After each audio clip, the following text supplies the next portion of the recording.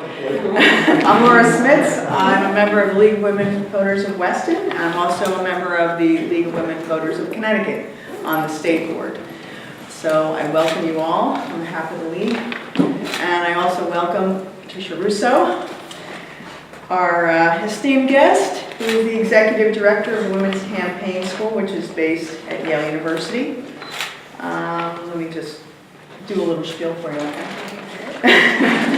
Patricia Russo is a nationally recognized leader focused on improving the quality of life for women in Connecticut and the United States. For over 25 years, she has held numerous leadership positions in public, private, and not-for-profit organizations centered on women's rights. She has also held leadership positions on federal, state, and local political campaigns. She currently serves as the Executive Director, as I mentioned. The Women's Campaign School at Yale is a nonpartisan, issue-neutral political campaign training program for women interested in running for public office and for women interested in campaign management, as well as in appointed positions. Based at Yale Law School, it is a leading program attracting women from the U.S. and internationally. Patricia served for 23 years as a member of Connecticut's Permanent Commission on the Status of Women, including 8 years as its chair. She is now Commissioner America on behalf of the agency. She is a member of the PCSW's 4th Congressional District Advisory Council and an honorary member of the National Coalition of 100 Black Women. She's the founder of the Connecticut Women's Agenda, a statewide advocacy coalition comprised of women leaders. She was also a co-founder of the Women's Business Development Council of Connecticut, which assists women entrepreneurs. She is a co-founder of the Connecticut NARAL Foundation, which educates and protects women's reproductive rights. She has also served on the Board of Trustees of the Connecticut's Women's Hall of Fame. Patricia holds a Bachelor of Arts degree in Political Science from the George Washington University and completed an Executive Management program in Healthcare and Nonprofit Management from the Yale School of Management. While an undergraduate, Patricia serves as an intern to U.S. Congresswoman Bella Adamsa, Democrat of New York, who inspires her to this day. Please welcome Patricia Russo. Thank you, Laura. Good morning, Weston! Good morning, Weston. It's great to be back here. I haven't been here in a while, so Laura, thank you so much for your generous invitation. I am a lifelong leaguer myself. I grew up in New Jersey. My mom is still vice president of membership for our local league, so it's kind of in our blood, which is a really good thing. And of course, one of my rock star graduates of the campaign school, Gail, is here and fabulous, and thank you so much for all of you for being here. So I've been doing this work for a while, and I can honestly, happily say I have never, ever in my lifetime experienced what we're experiencing now. It started really as a result of the 2016 presidential election. Women were shocked at the results and started calling us. We started getting a number of calls from women right after the November 2016 election saying, I don't know what to do, but I better do something. Call me back. And so that kind of started this whole kind of fabulous human tsunami of women's activism.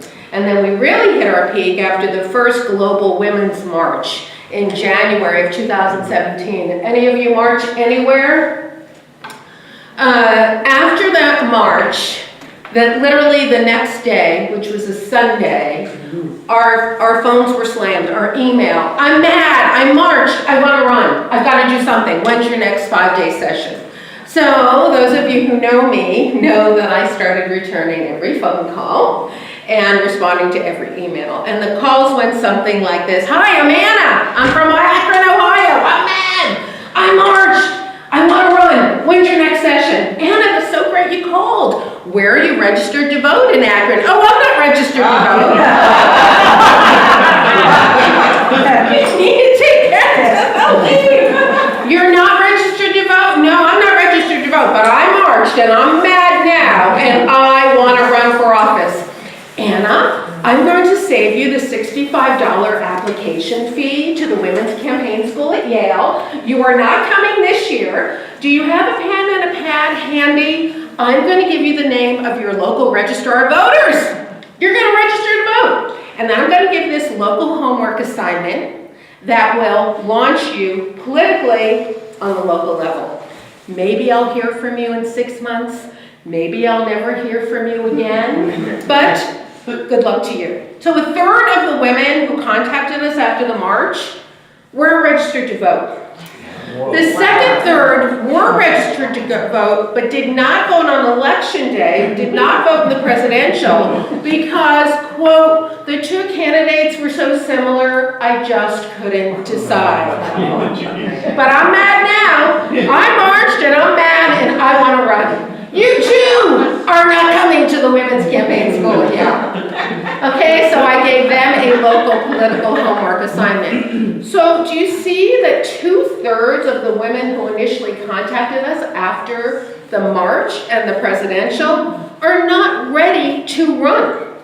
So I started to think, and then a third actually were ready and did apply, which is why we had double the number of applications last year that we've ever had in our 24-year history. So I said, okay, what can we do? Because we don't want to lose our pipeline, right? We've got all this energy, all these women are energized, they want to do something, they want to lead a more civically engaged life, but not ready to run. So I started raising money so that we could launch our new one-day intensive, the Women's Campaign School at Yale Basics. It's for women who have a newly discovered passion for politics, yet don't have the skills or the foundation that they need to effectively launch themselves. Because those of you who are political know that it's a very complicated, expensive business, and it is a business. It's not a hobby, it's a business. And so my concern was that if women were not getting a strong foundation somewhere, they would go and take a webinar somewhere, they'd go read a book, How to Run for Office, they would run prematurely, they would lose, and there would be the end of our pipeline of women. And we need women not only running for public office, we need women who are interested in campaign management as well. And that is part of our 5-day intensive curriculum. It's for women who are interested in running for office, as well as women who are interested in campaign management. Because when you think of campaign managers nationally, who do you think of? You think of Donna Brazile on the Democratic side, and you think of Kellyanne Conway on the Republican side, and then we're in free fall, okay? So we need more women, frankly, everywhere, politically, just leading the charge. And so we felt that if we gave women a one-day intensive, meeting them where they live, meeting them where they are politically, which is new, then they would have 6 months or a year to really launch their political careers locally and then get ready to attend our 5-day intensive. We are currently in the process of accepting applications for our 5-day intensive at Yale Law School the week of June 11th.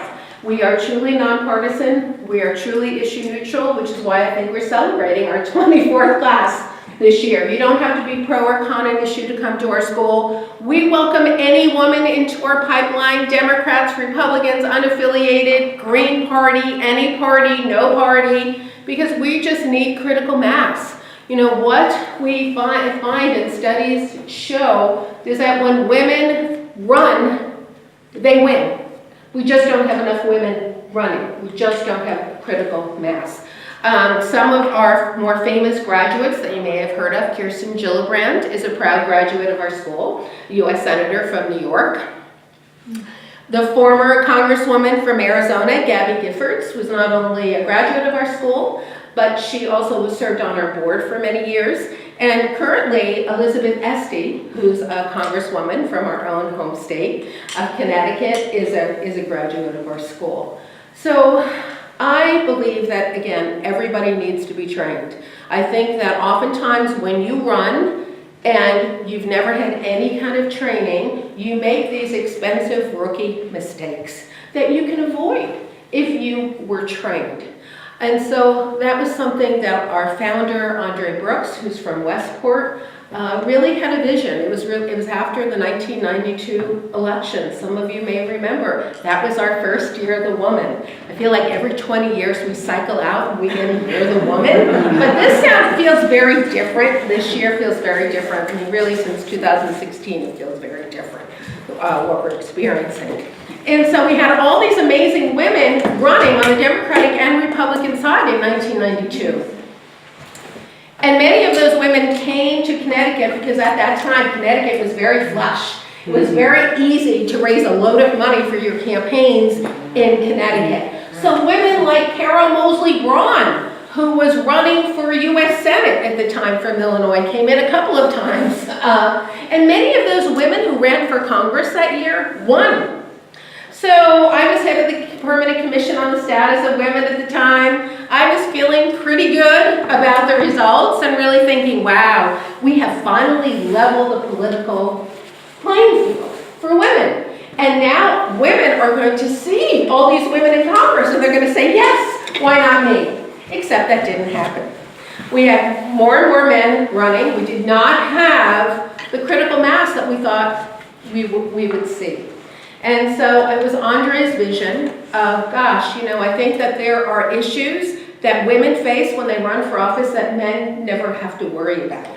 And maybe we need a campaign school for women just to deal with just a variety of different issues and challenges, in addition to providing training of exemplary skills that you will need in order to run an effective, successful campaign. Because what we like to say at our school is, we want you to run and we want you to win.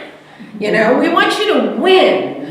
We don't want you just going out and running and not having any idea what it takes to win. We provide you with all the skills and techniques that you will need to run an effective, successful campaign.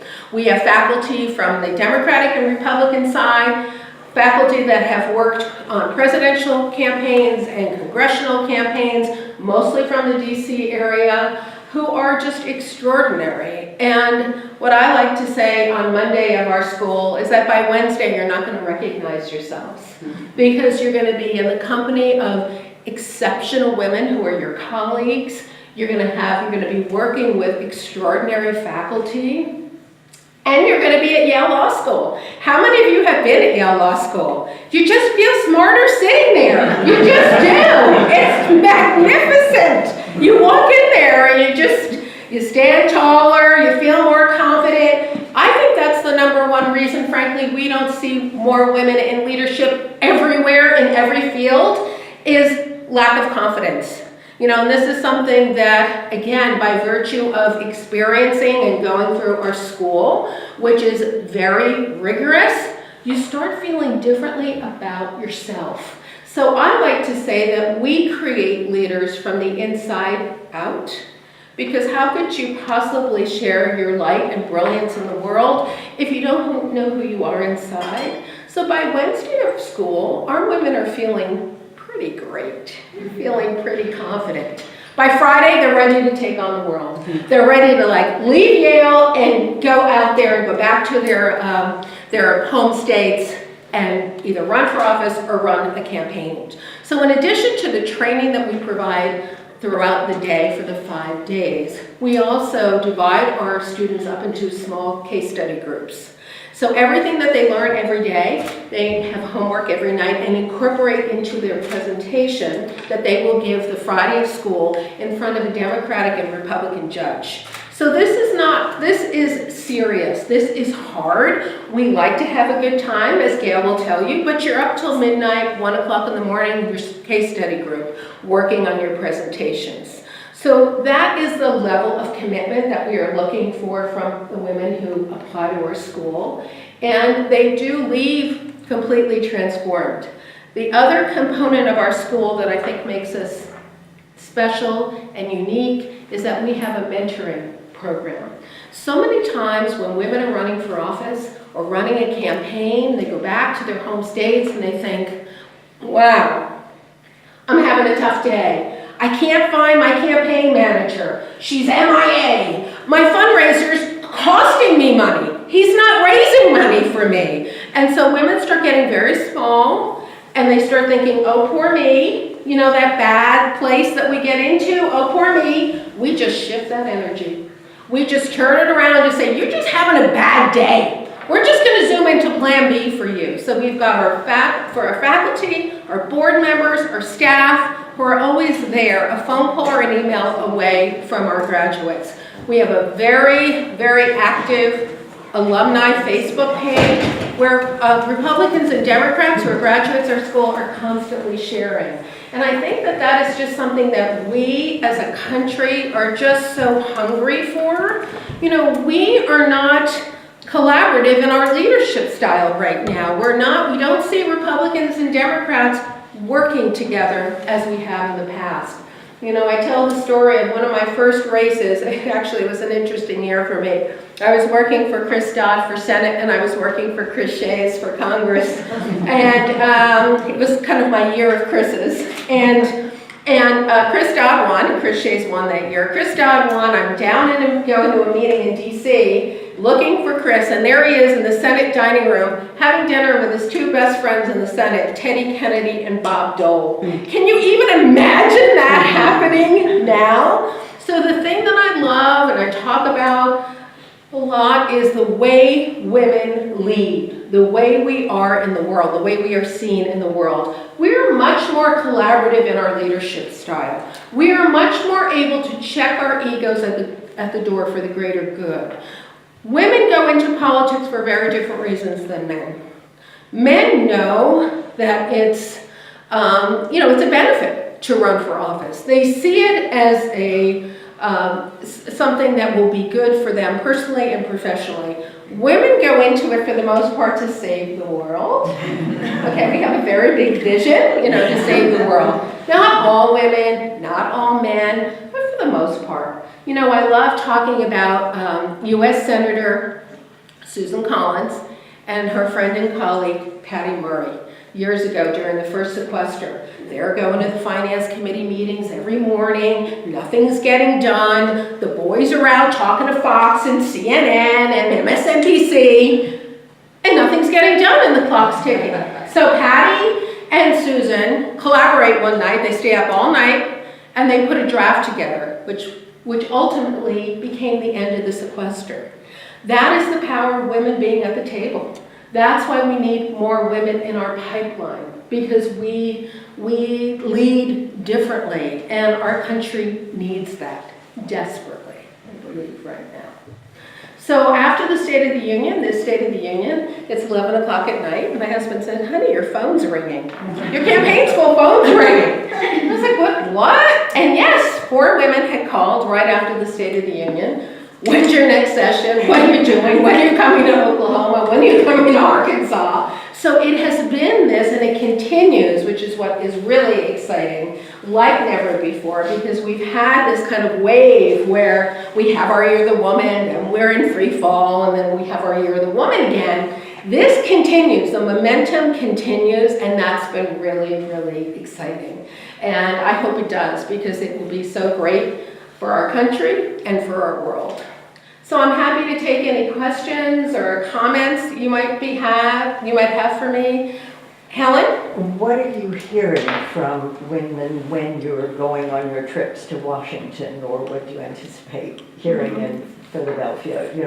What is motivating them in particular? Do you hear different voices with different passions? Yes, Helen is referring to our prospective student events. This time, every year, we take our show on the road, and we have these events, parties for women who are interested in learning more about our 5-day intensive in June. So we did one in D.C.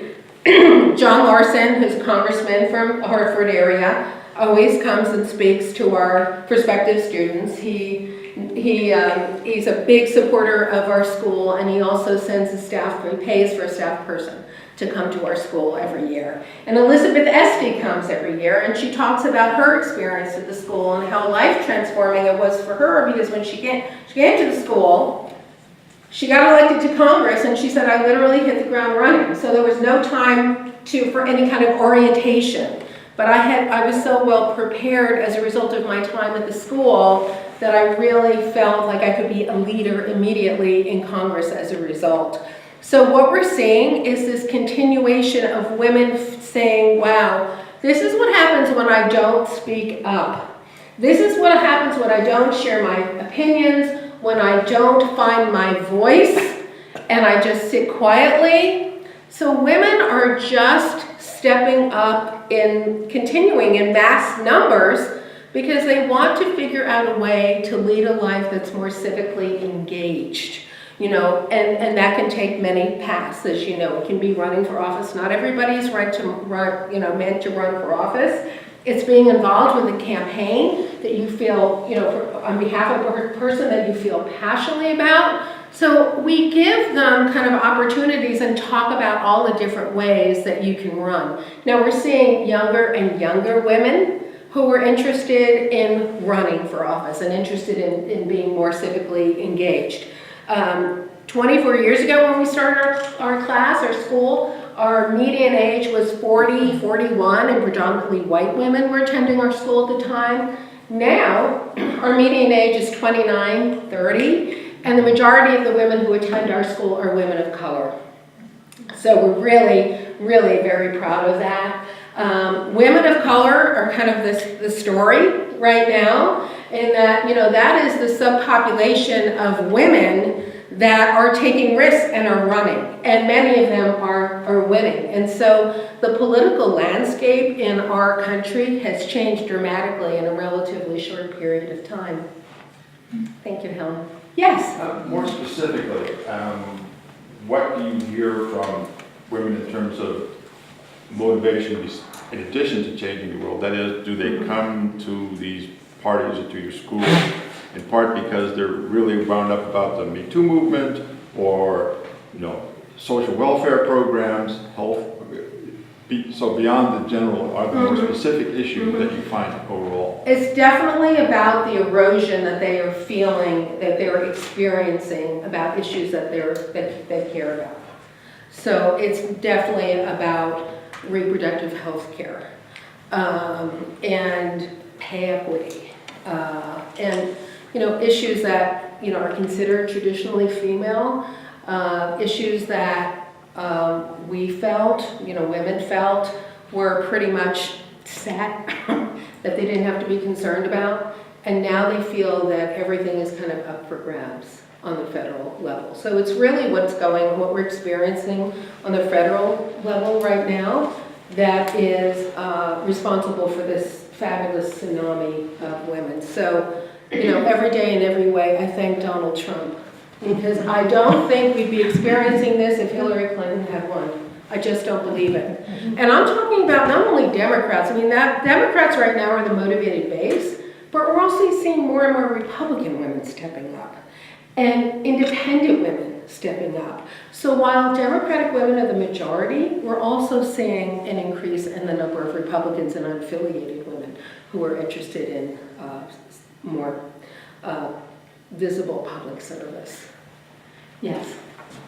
In your training activity, how do you teach a young woman to stand up and deal with a bragging, bully type man?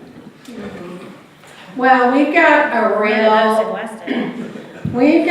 really fabulous faculty member named Deb Sofield, who is just rough and tumble fabulous. I mean, she is just great. So she's our speaker when it comes to effective messaging, how to get out of sticky situations, how to kind of shift the conversation from that kind of behavior to a more appropriate behavior. I think that, once Deb is finished with our graduates, they feel very confident and capable of handling anything that might have come their way in that arena. Yes? I'm very lucky. I did your program about 23 years ago. Wow. I just saw this sign and I said, I live up the street, and I said, I have to come. Oh, thank you for coming. I'm new to Weston, but I was in local government in Greenwich, Connecticut. And I actually would like to take the program again. Mm-hmm. And it was fabulous. Thank you so much. And I didn't even plant her. Thank you. Well, you know, I mean, even Greenwich, a couple of months ago, I did a one-day training in Greenwich where all these kind of felt like hundreds of women who were running, and many of those women ran and won in Greenwich and have taken leadership positions everywhere in Greenwich, which, again, this is what we're seeing everywhere, not just in Connecticut. You know, we're just seeing it across the country. And roughly 15 to 20% of the women who attend our school are from other parts of the world, which I think adds a richness and texture to our program that you will not find elsewhere. Several years ago, we had a woman named Kawala who was running for president of Cameroon, and she was detained for a day from coming to our school because she had been kidnapped by her opponents. Now, we have many challenges facing our, you know, women in America. Fortunately, that's not one of them yet. But the minute she caught her breath and you know, came to the school, you know, arrived, I said to her, Ka, you have to take the podium and share your story with your sisters, you know, with your class, because oftentimes women in America kind of fabricate, you know, their reasons why they're not running. They're waiting for the perfect moment. They're waiting for their children to go off to college. They're waiting to lose that last 50 pounds of baby weight, okay? But when you hear Ka's story, and when you hear other international women's stories, it kind of puts everything in perspective. Yes? Following up on what you already said and the question gentleman raised down there, can you further articulate these unique challenges that women are finding once they get out on the campaign trail? Mm-hmm. So assuming they've got some of the, you know, the nuts and bolts of... Well, and again, if you go on our website under facts, there is a sample schedule of everything that we trained about.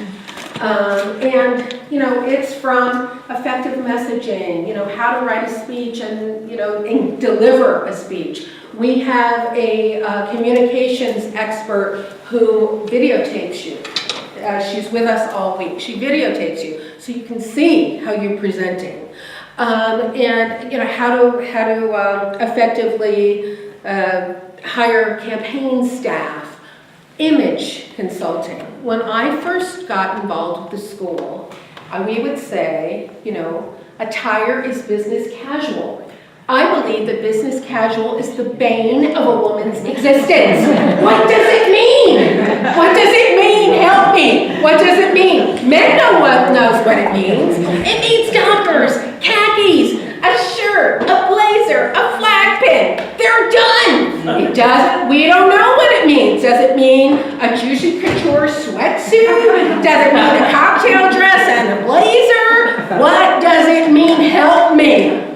Okay? And so we have an anchor from Washington, D.C., who is an image consultant as well, who spends 2 hours kind of doing this Oprah thing with our students, which is really fun. She shares with them kind of like, you know, you look at finding your look, okay? Finding your look and making it work for you.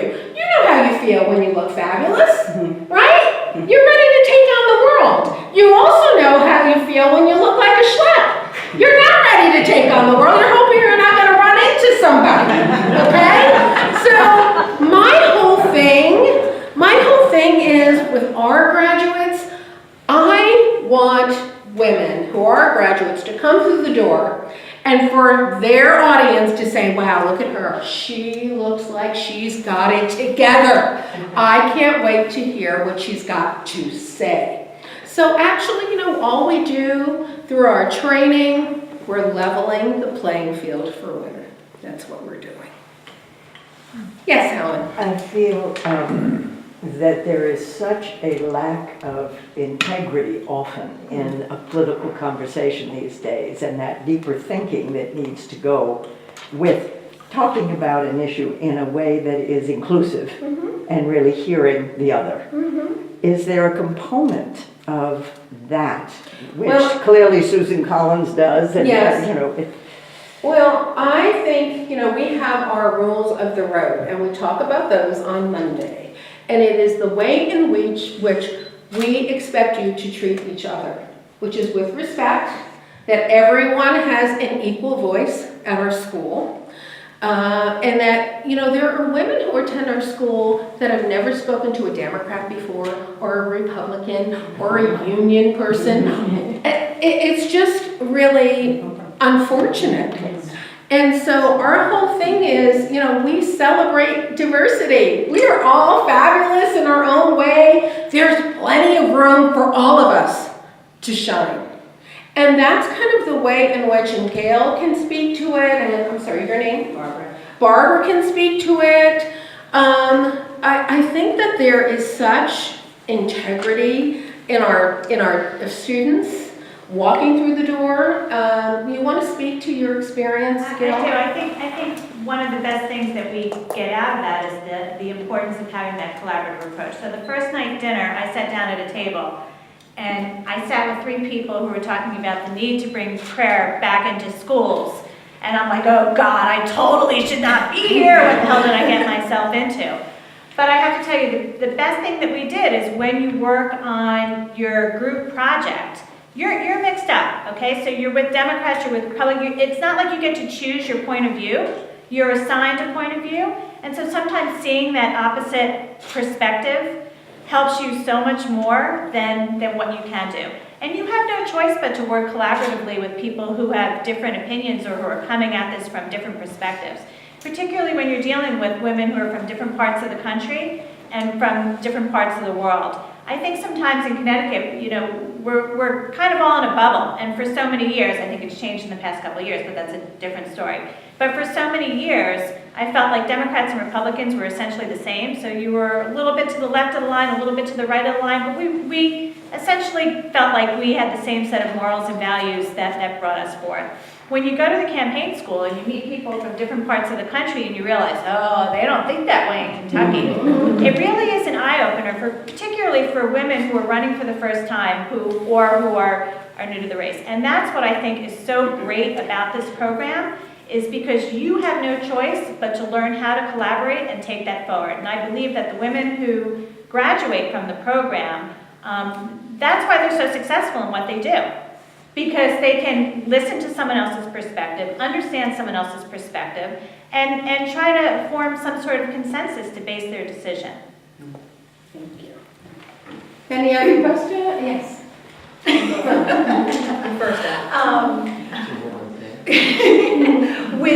So for myself and for my friends and the people I know of my age, there's a lot of little kids at home. Mm-hmm. So when you go to the campaign school, are you accepting that you're walking in, and not that you're leaving your family behind, but you're turning your attention to what you're doing for those 5 days with a long-term view? Or is there some conversation on, that ever-elusive work-life balance from a female perspective? It's like, no one questions that my husband's off to work every day and I'm still at home taking care of the minutia. Mm-hmm. So how is that addressed, or is it you do this or you don't, kind of all Well, number one, do not believe there's any such thing as work-life balance for women. Yes. There just isn't, okay? We're multitaskers, we do everything. I remember when I was first starting out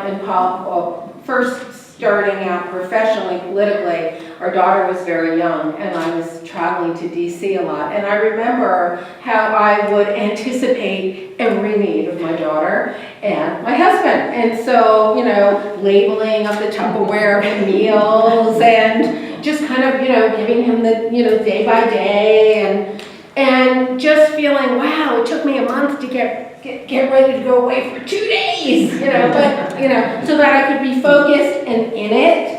Luckily, I have an amazing partner in my husband who really valued my work, and so there was that. But this is, again, to your point, it just never occurs to a man to have that conversation. Years ago, a friend of mine was getting ready to run for Congress and called me with the good news, and I said, "That's so great, congratulations.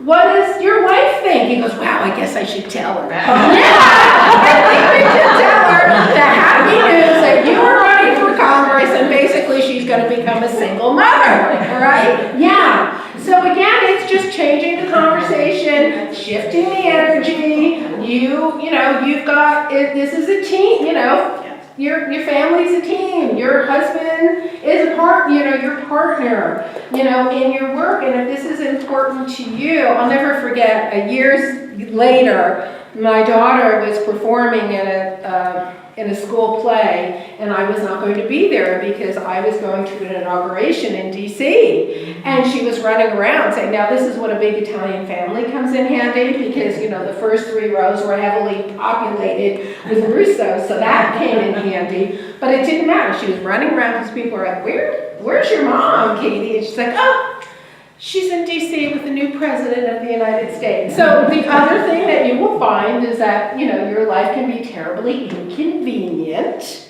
but you need to get over that. It's going to make you a better mom and a better spouse and a better human being. And that's what I would say to my daughter. No, you're terribly inconvenienced, but I'm so happy. And so as a result, your life is better because I'm so happy. Laura? I have a couple of things. One thing, it was funny when you were talking about attire. I turned on this morning MSNBC to Alex Witt, who I love dearly. She's wearing a chambray shirt. A chambray shirt, like a work, like jeans, basically jeans. And of course, as a feminist, I'm like, well, you shouldn't judge her on her clothes, but she's forcing me to judge her. If she had a jacket on, I would have been fine with it. I would have ignored it. But it was like, oh my God, she's wearing, and I know it's Saturday, but it's kind of like, how do you, on the one hand, younger women are like, we should wear whatever we want. We should, just wear whatever. Why do we have to dress like little men? Why do we, I dressed like a little man in the 80s. There are pictures to prove it. Now we're sort of in this weird zone. As you said, business casual, men have a uniform. In fact, we notice when they don't wear a suit. But with women, it's kind of a goofy thing. So what do you say to the younger women who are like, we should be able to wear whatever we want, and blah, blah, blah? How do you? They should, and there's some young women that are fast learners, and there are some that just need to keep learning. It's like Groundhog Day. They need to keep learning the same thing over and over again. They will discover that when they do not look professional, it's not going to be to their advantage. There's going to be all this conversation about, well, she's so young, and look at all those tattoos. And again, people making judgments about her appearance, not about what she's saying. Right. So why would you do that to yourself? Okay, so we try to impress upon our students that you want to find a look that works for you, okay? And what works for women in the South, with the big hair, and wouldn't necessarily work here. Just find your lane. Find something that's going to make you feel rock star fabulous so that you don't have to worry about your look. That's basically our message. And then there's Rosa. And then there's Rosa. Rosa, okay. We know what she looks like. Okay, I think right now she's got purple hair. Yeah, I think it's in honor of Women's History Month. This is suffragette color, purple. I think right now her hair is purple. There is somebody who knows who she is, okay? Not a lot of people can dress like Rosa and has the confidence of Rosa, but that makes her feel great. That makes her help her do her job better because she doesn't have to worry about it. She knows she looks great and she owns it. You just own your look. Just own your look. That's basically what we share. Another thing that in the Times today there was an article about when children, I think it was a study about when people draw a leader. Yes. They draw a man. And it was kind of interesting as to how do we get away from that stereotype, and it's very ingrained. There's not a lot of ways, other than, like you say, getting more women actually in front of people and, That's why we need to tip the scales here, Right. and make the demographics of those who lead and are in positions of power match what truly is in our society. That's one of the reasons why I feel so strongly about this program. right, we're half the population and yet we're Well, we also don't identify ourselves as leaders. no. Well, what you're saying about the ego thing is totally true, because I remember when I was running that brief span when I ran, it was like, I don't have the chops to run. I've never done that before. There's just no way. And whereas a guy, for example, our sitting person, I'm gonna do it. They don't even think about it. Of Well, course I can do again, it. I talk Of about course the I two can. paths, right? Yeah. A man gets up in the morning, looks in the mirror, I'm gonna run for the United States Senate today. Can I raise the $10 million it's gonna take to run, a credible race? Of course I can. I've got a lot of friends, they have friends, I'm a good guy. Done. Do I know all the issues facing my state? No. But I'm gonna outsource it. I'm gonna hire a consultant who's gonna tell me what the top 3 issues are facing my state. I'm gonna run around the state. That's gonna be my mantra. Done. Do I know enough people who are gonna elect me? I belong to the golf club. I'm a good guy. People like me. They have friends. Of course I can win. That's the model for a man running for anything. Women, and I'm a Girl Scout, so I feel okay saying this, we just never feel like we're enough. $10 million? I can't raise $500 for my daughter's bake sale. How am I gonna raise $10 million? I don't know all the issues facing my state. I better get on my laptop now and start researching it myself, because that's what we do. I stop myself from doing it. I'm constantly researching myself. I don't know that many people. Who likes me that much? I don't know. So it never occurs to a man that he can't run and win. It never occurs to a woman that she can. That's the challenge, that's the challenge. Again, getting back to my Girl Scout days, I was lucky in New Jersey. I had the same leader for 10 years.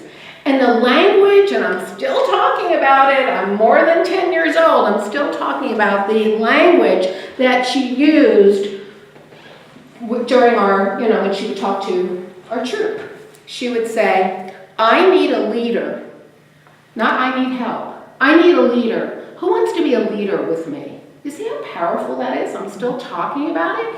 So it's the language we use with our young people that I think is so critical. So, when you're talking about women in leadership and seeing more women in leadership, I think it's our responsibility when we see women. Sometimes you can see in somebody what they can't see in themselves. Gosh, Laura, you're so articulate on this issue. Will you take the lead? Not will you help, will you take the lead? That lifts us all up.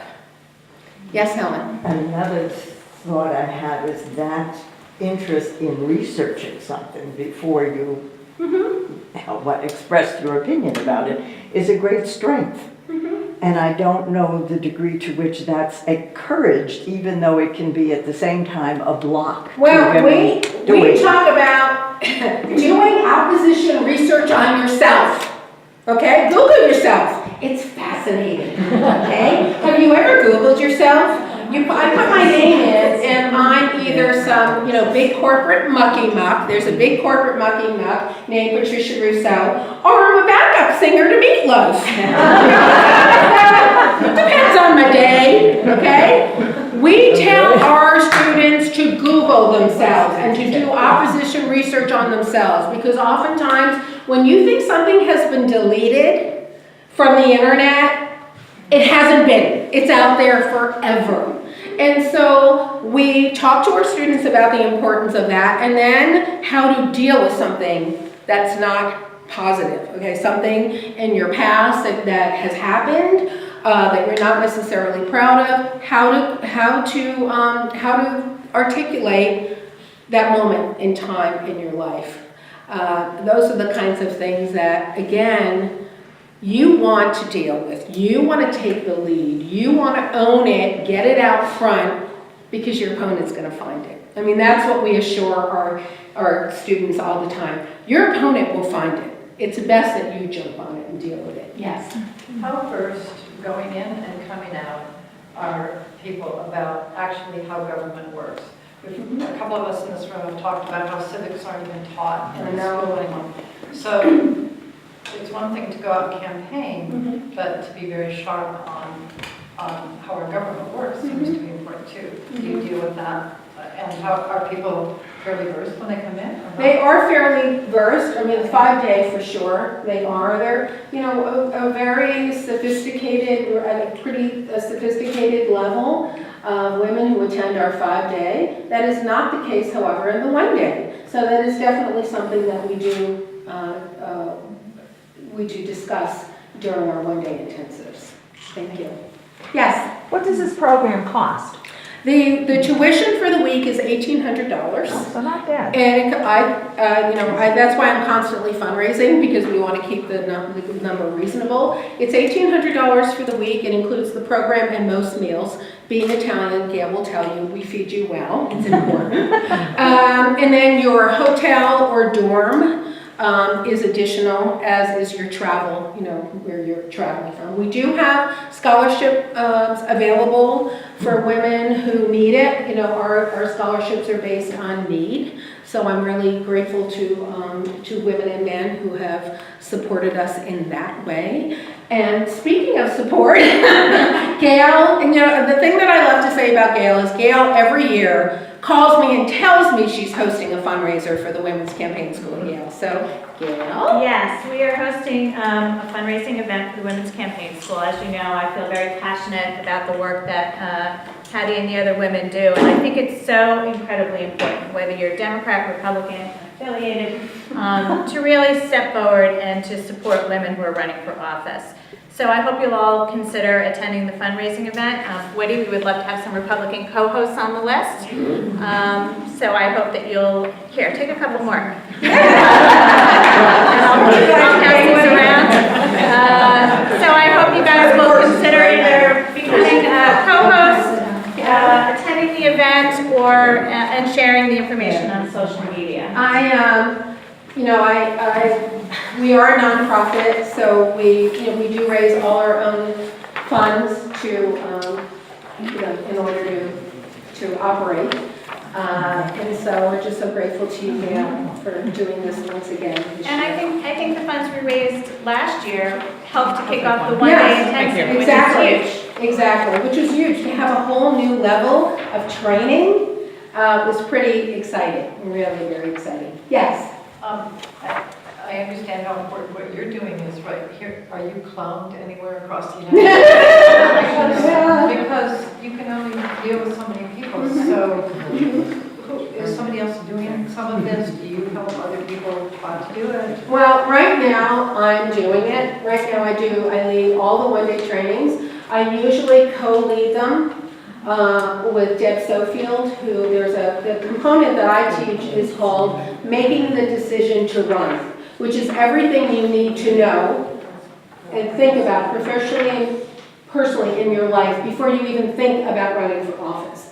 And then we usually have a lunchtime conversation of our local Women's Campaign School at Yale graduates, Republicans and Democrats, talking about how the experience at the school transformed their life. And then in the afternoon, we have Deb Sofield talking about, speaking techniques and the importance of being able to speak well and cogently. So, and networking, effective networking, we both do that together. The importance of networking, what does it mean in a political arena? And so right now I'm doing all of them. Fortunately, I do not teach at the 5-day intensive. And so I'm just doing the one day. But it still seems there are more 5-day intensives that might be needed across the country.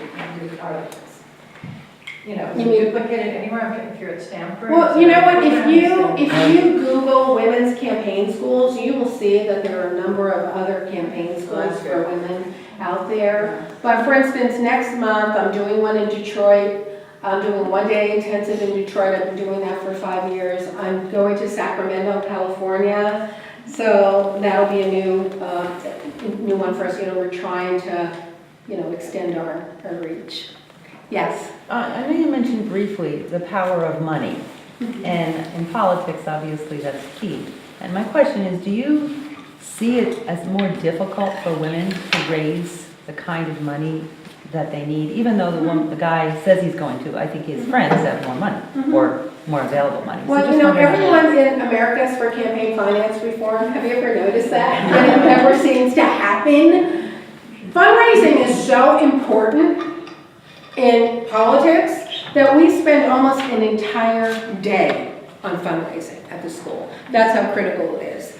Again, I think it gets back to a woman's sense of herself and her self-confidence. When Barbara Mikulski, who was then a congresswoman at the time from Baltimore, Maryland, decided to run for Senate, and there were, 10 guys lining up to run along with her, she's like, ladies, you need to total yourselves up. I'm not even looking at the vintage jewelry, the Prada shoes, the Chanel suits. That's the level of a check I'm looking for. I'm not looking for a $100 check. I'm looking for a $2,500 check. And again, it just takes that kind of confidence. Will you make an investment in me? Will you investment in our community by supporting me? This is my vision for our state, for our town.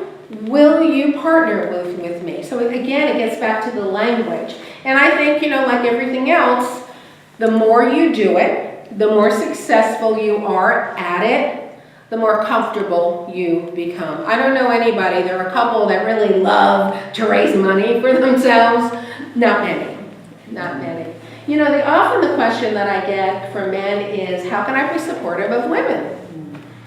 And I'm getting that more and more, and I'm having more men, the perfect example, come to my speaking engagements, which has really been exciting.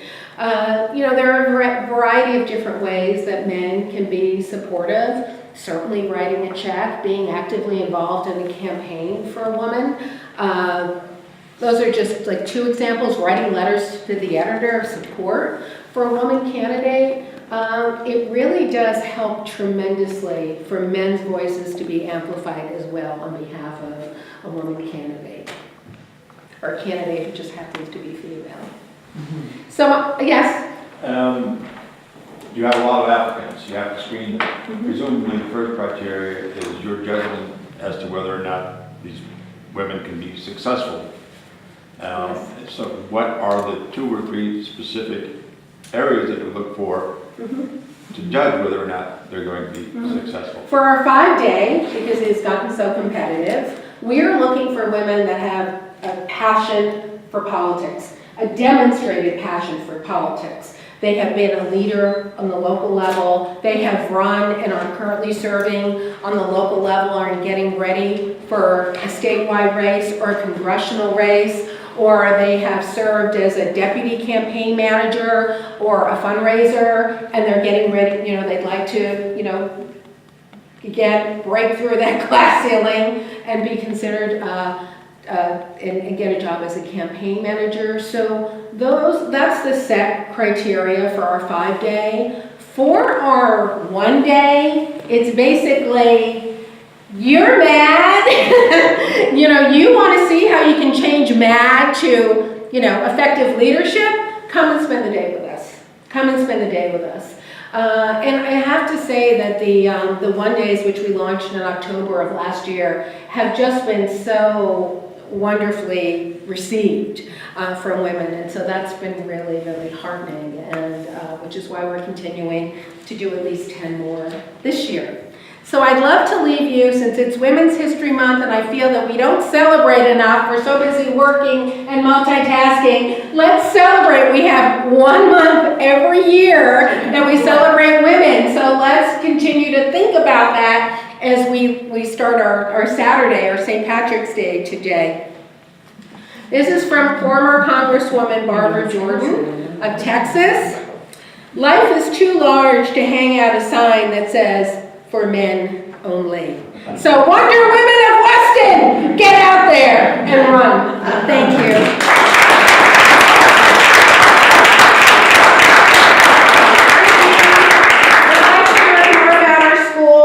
Or if you know someone who should be coming to our school, please give her this brochure. I also have my card with my contact information. If there's something that you'd like to ask that you have forgotten, please contact me. Thanks so much. Thank you, Laura. Thank you. It was fun.